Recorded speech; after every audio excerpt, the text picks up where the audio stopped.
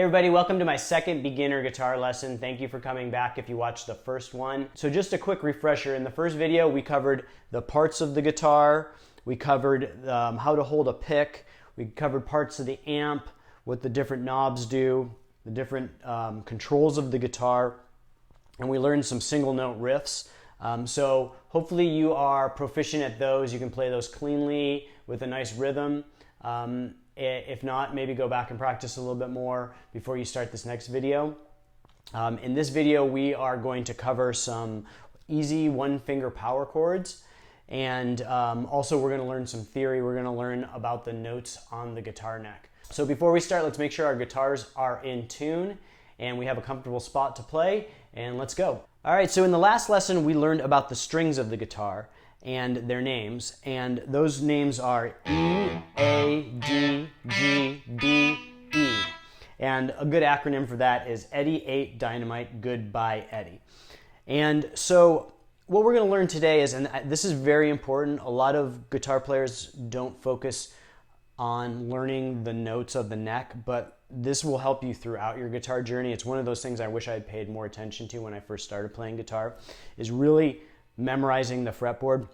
Now, I don't expect you to memorize the fretboard after one lesson. This is something that's going to be an ongoing thing that you're going to become more comfortable with as you play guitar. So the way the fretboard works is, as we talked about before, the low string, for example, is an E. And each fret going up the fretboard is a half a step. And so in order to show you the musical scale, we're going to start at an A, which is here at the 5th fret. So now a half a step up is an A sharp. A full step up, which is 2 frets, is a B. So we have A sharp, B. And then the musical scale does something weird here. Instead of being a full step to a C, it's only a half step between a B and C. So A sharp, B, C, C sharp, D, D sharp, E, and then again, between E and F, there's only a half step. So it goes E, F, F sharp, G, G sharp, to A. So one more time, it's A sharp, B, C, C sharp, D, D sharp, E, F, F sharp, G, G sharp, to A again. So back to A. And those are the notes. So if we're starting at the low E string, we're going to just playing open on the low E is an E. And then again, since there's no E sharp, we just go straight from E to F. The 1st fret is an F. And then that pattern continues up the fretboard. And until you get to the 12th fret, which is always the same note, this is an E, which is always the same note as the open note. So if this string is an E, the 12th fret is an E again. This string is an A, the 12th fret is an A. So that's an easy thing to remember. The fretboard repeats at the 12th fret. So when we're memorizing the fretboard today, or beginning to memorize the fretboard today, what we want to focus on is the low E string. And one of the reasons we do that to start is that the low E string is the root of a lot of chords, like especially power chords. That is a G chord, and the root note is a G. E, F, F sharp, G. So we can use the low E string to build chords and do a lot of other things in the future. And we're going to eventually learn the A string as well. We should know that string really well as well, because you can use that to build more chords too, and so forth and so on. But right now we're just going to focus on the E. So one thing to do is just to kind of practice when we're playing notes, try to think about what note you are playing. So instead of just playing 3rd fret, know that it's a G, or 5th fret, know that's an A.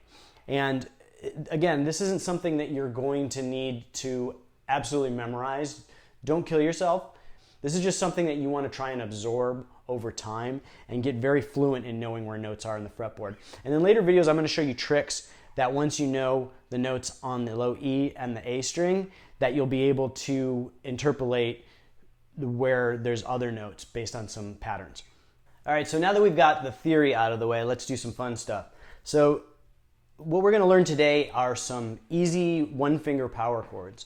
And what a power chord is a power chord is basically the root of a bigger, much larger chord, but it's basically just two notes. And it sounds real like powerful, like a lot of rock music uses it. It's used in practically every rock and roll song. So the first chord that we're going to learn today is the E chord. And so basically the root of this chord is the low E string. And so that's one note that's going to be in it. And the other note that's going to be in it is going to be the second fret of the A string. So the second string up, the second fret. So we're going to put our middle finger right here on the second fret, and we're going to play the low E string and the A string together. So hopefully it sounds like that. Now when you're first starting off, it's going to be very tricky to just hit only those two strings. You're probably going to hit other strings. It's probably going to be very difficult even to hit them in unison. But what you want to do is you want to hold your pick like I showed you in the last video, like that, with a nice kind of loose grip, and tuck your bottom finger under. And you're going to just want to slide from one string to the next. The slower you do it, the more of kind of a arpeggio type pattern it becomes. So you just want to try and hit it as quickly as possible with like a flick of your wrist. But really just practice getting those two notes and not hitting anything else.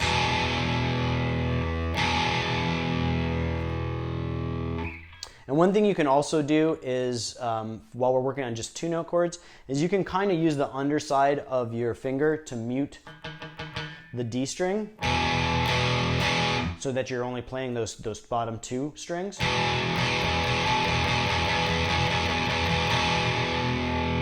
But if that's too complicated for you, just focus on getting that second fret down and playing those two strings. And just keep practicing until you can get it real clean without hitting the other strings. It's going to take a while. And again, like I said in the last video with practicing, practice 5-10 minutes every day. Don't try and burn yourself out by thinking you have to learn everything really quickly.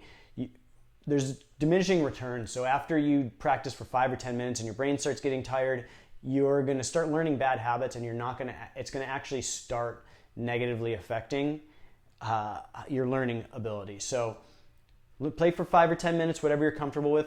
If you start getting tired, your muscles start getting tired, or your brain starts getting tired, take a break, come back the next day and do it again. You'll get much better results doing 5 to 10 every day than trying to cram in, or doing an hour one day and then taking a few days off and coming back. Just do a little bit each day and you'll definitely see results.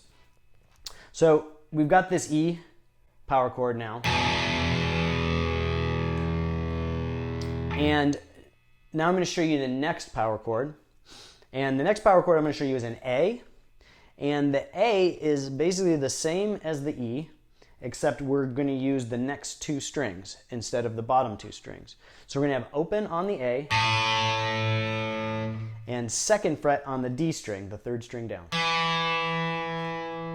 So the E chord was this, second fret on the second string and open on the low string. The A chord is just the same position, just move down one string.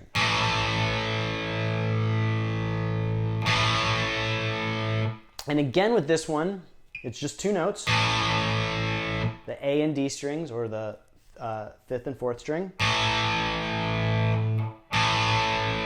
And again with this one, when you're first starting out, you'll probably have trouble not hitting the low E, which sounds cool in its own way, but it's not the right chord, or hitting the higher string, which doesn't really sound that great either. So what you can do is you can, again, use the bottom pad of your finger to rest on top of that G string and mute it, so that when you play, even if you strike that string, that string's not ringing out. Just the two that you want are ringing out. And if you have trouble with hitting the low E string too, what you can do is you can use your thumb to kind of mute it. But I know that can be very tricky for new guitar players.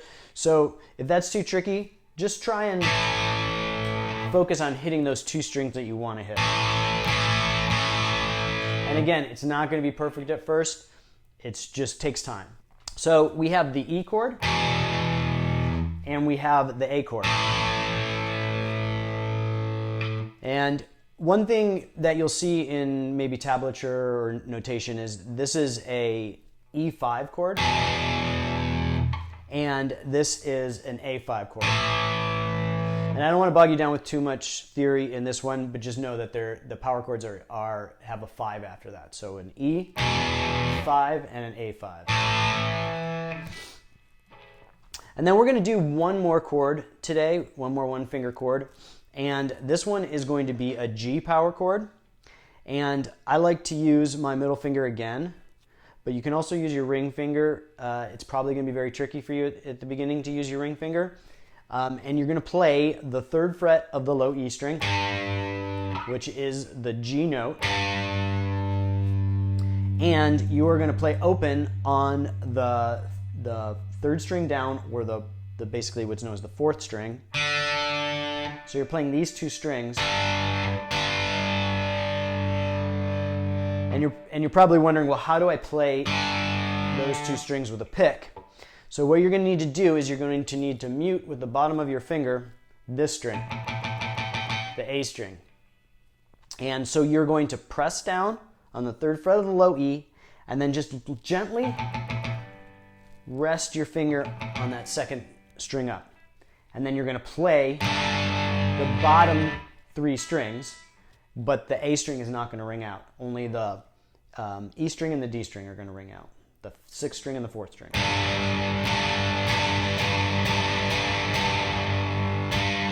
And that's a G5 chord.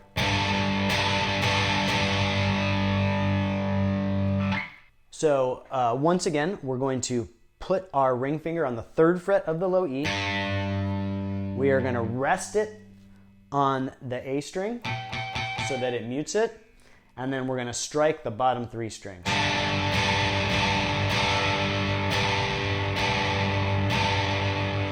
And you don't really need to worry about if you hit the open on the G string. Because this is a G5 chord, the G is actually part of the chord. So it just sounds a little different, but it's not technically wrong.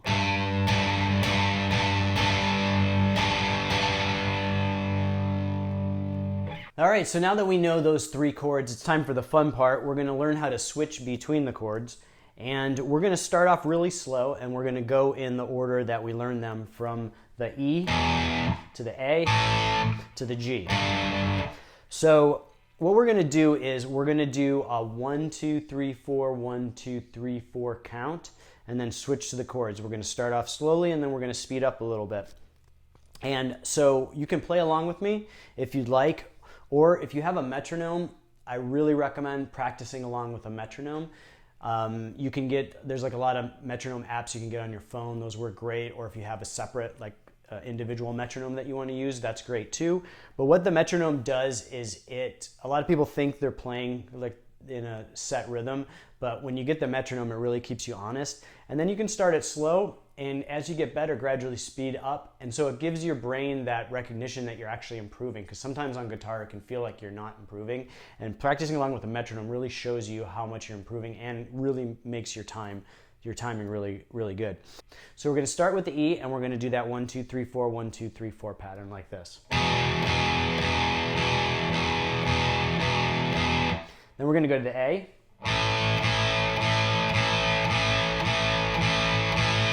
Then we're going to go to the G. Then back to the E. To A. To G. All right, so now I'm going to just switch between the chords without calling them out, and we're going to start slowly, and then you can play along with me, and then if that is too slow for you, you can use a metronome to kind of speed it up and do it at your own pace.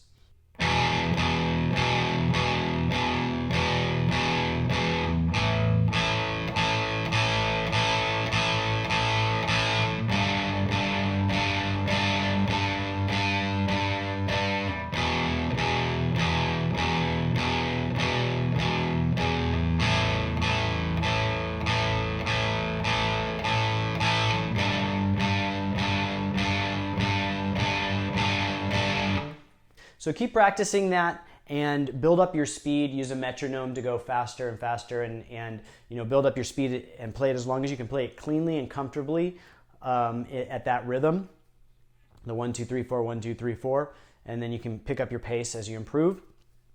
And then if you need to pause the video, you can pause the video and come back to this. So now we're going to move on to another way to change those chords, and it's very similar to an AC/DC song, which uses the same chords. So we're going to play it like this.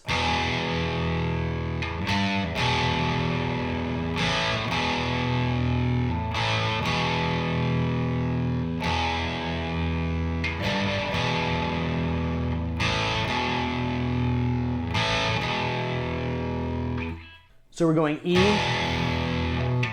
E, A, E, A, E. So.